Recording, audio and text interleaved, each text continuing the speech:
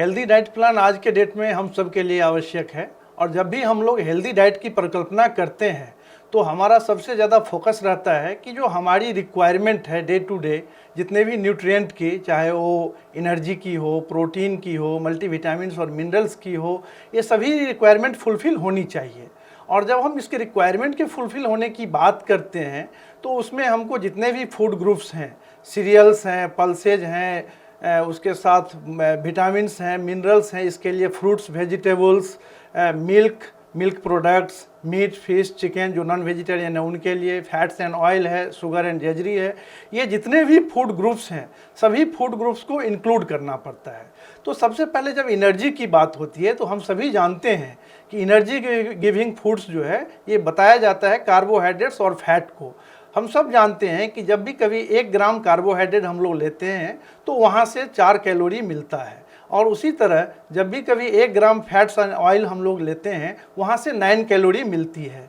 तो जब कैलोरी की बात आती है तो कार्बोहाइड्रेट और फैट्स एक मेजर सोर्स होता है। उसके अलावा प्रोटीन में भी कैलोरी मिलता है, जो कि 1 ग्राम प्रोटीन ये बर्न करने से 4 किलो कैलोरी देता है। लेकिन जनरली प्रोटीन का यूज जो है हम लोग बॉडी को रिपेयरिंग और मेंटेनेंस के लिए, बॉडी के ग्रोथ के लिए यूज करते हैं।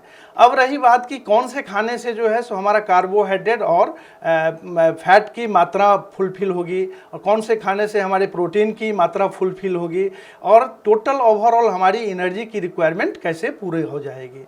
तो इसके लिए हम लोगों को जब भी कभी हम लोग लें, चाहे वो ब्रेकफास्ट हो, लंच हो, डिनर हो, जो भी हो, हमको बैलेंस करके लेकर के चलना चाहिए। हमारा प्लेट बैलेंस होना चाहिए। और प्लेट बैलेंस होने का मतलब है कि सभी फूड ग्रुप्स को हम उसमें इंक्लूड करेंगे। यदि मान लीजिए कि हम अर्ली इन द मॉर्निंग से शुरू करें तो उसमें क्या होता है कि आजकल जो है सो जस्ट एक बेड टी की हैबिट हम सब में पड़ी हुई है। तो खाली पेट में चाय लेना कभी भी हितकर नहीं है, और हम में से किसी को ये चीज़ नहीं करना चाहिए। सबसे पहले कि जस्ट जो भी अपना नित्य कर्म है उसको शेष करने के बाद सबसे पहले कम से कम 2-3 पीस बिस्किट ले लें एज पर कैलोरी रिक्वायरमेंट, और उसके बाद हम लोग पानी पी करके तब चाय पिएं, और यहाँ से हम लोग अपनी दिनचर्या की शुरुआत करें। उसके बाद ब्रेकफास्ट का टाइम है, तो ब्रेकफास्ट में वो आपके अवेलेबिलिटी के ऊपर में, आपके स्वाद के ऊपर में, और आप किस क्षेत्र से बिलोंग्स कर रहे हैं उसके ऊपर में डिपेंड करता है। जैसा कि हम सभी जानते हैं, यदि मिथिला रीजन में आप हैं तो वहाँ के लोगों का फेवरेट नाश्ता जो है चूरा दही गुड़ या चूरा दही चीनी, यहाँ से ही शुरुआत होती है। लेकिन यदि आप दूसरे रीजन में है, जैसे छपरा, गया, जहानाबाद, इधर इस रीजन के हैं आप, या सिवान गोपालगंज रीजन के हैं, तो वहाँ पर देखते हैं लोगों को कि सत्तू से अपना शुरुआत करना शुरू करते हैं। चाहे वो प्लेन सत्तू घोल करके पिएं, या उसको सत्तू का पराठा हो गया, या सत्तू भरी रोटी हो गई, या लिट्टी हो गया, इस टाइप से शुरुआत करते हैं। लेकिन उसमें बैलेंस कैसे करेंगे? जब चूरा दही चीनी और या गुड़ की बात है तो वो पूरी बैलेंस ऑलरेडी है। उसके साथ थोड़ा सा सब्जी यदि ऐड कर दें तो सभी फूड ग्रुप्स मोटा मोटी उसमें पकड़ में आ जाते हैं। लेकिन जब लिट्टी की बात आती है तो लिट्टी में देखिए कि लिट्टी में जो आटा है ये सीरियल्स ग्रुप से हो गया, उसमें जो हम लोग मसाला डालते हैं उसमें सत्तू जो रहता है, और सत्तू में जो मसाला ऐड करते हैं वहाँ से आपको पल्सेस ग्रुप आ गया। उसके साथ जो हम चोखा बनाते हैं, चाहे वो बैगन और आलू का मिक्स हो या कोई और भी चीज़ मिक्स्ड वेजिटेबल्स का आलू के साथ मिक्स करके बनाए, तो वहाँ से फ्रूट्स एंड वेजिटेबल्स का ग्रुप आ गया।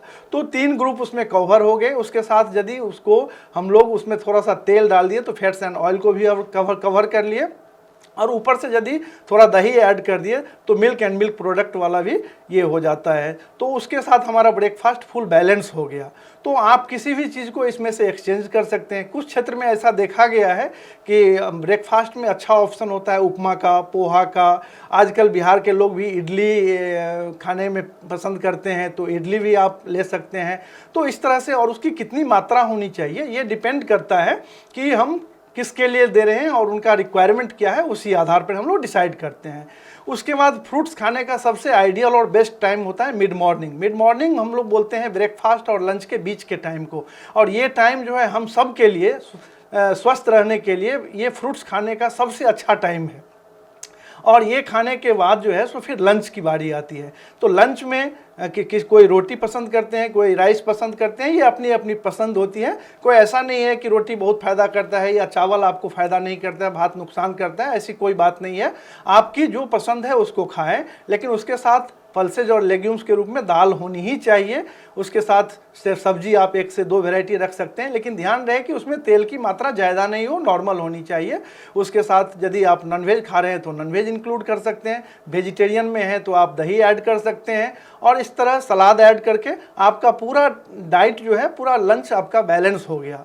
फिर उसके बाद इवनिंग में कुछ स्नैक्स की बात आती है, और हमने देखा है कि बिहार में जो है सो मिक्स भुजा का कंसेप्ट बहुत ही अच्छा है, और ये एक अच्छा स्नैक्स का ऑप्शन है। तो हम लोगों को मिक्स्ड भुजा की तरफ जाना चाहिए। वैसे आप एक्सचेंज के लिए अंकुरित चना और मूंग है, उबला हुआ मटर या चना है, कभी आपका मखाना का भुजा है, कभी आप जो है सो जस्ट सबको मिक्स करके चावल, चूरा, मुढ़ी, ये सब मिक्स करके चना के साथ ये भी ले सकते हैं। तो डिफरेंट काइंड ऑफ भुजा जो है आप प्रेफर कर सकते हैं।